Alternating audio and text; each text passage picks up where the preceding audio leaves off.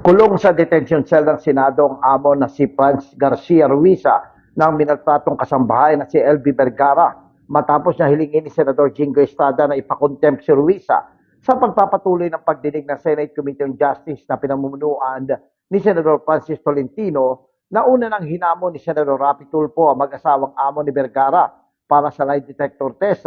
Tumanggi ng una ang mag-asawa subalit sa kalaunan ay pumayag na ang mga ito. Hindi naman ay sasalang pa sa lie detector test ang dalawa sa paulit-ulit na pagtatanong ng mga senador kay Gilang Ruiza na puna ng mga senador ang pagsisinungaling nito na ikinairita ng mga mambabatas. Dahil dito na unang hiniling ni Jinggoy sa komite ni Tolentino na i-contempt at ikulong si Ruiz sa Pasay City Jail. Subalit matapos ang ilang minutong pagpupulong nila Senador Ronald Bato de la Rosa at itong si Senador Tolentino at Estrada, nagkasundo sila na ikulong na lamang si Ginang Ruiz sa detention cell ng Senado. Our resource persons, Mrs. Franz, have been giving a lot of inconsistent answers coming from me.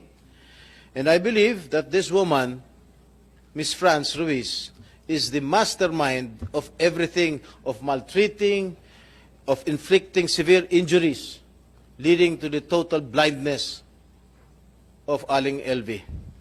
Therefore, Mr. Chair, I move that we cite this woman, Mrs. Franz Garcia Ruiz, in contempt. I second the motion, Mr. Chair. Thank you, Mr. Chair. On consultation with my colleagues, the Chairman, Senator Tolentino, and Senator Bato de Rosa, I withdraw my second motion to commit her to Pasay City Jail and instead commit her here in the Senate jail. Ako, si Jojo Sikat, nag-uulat para sa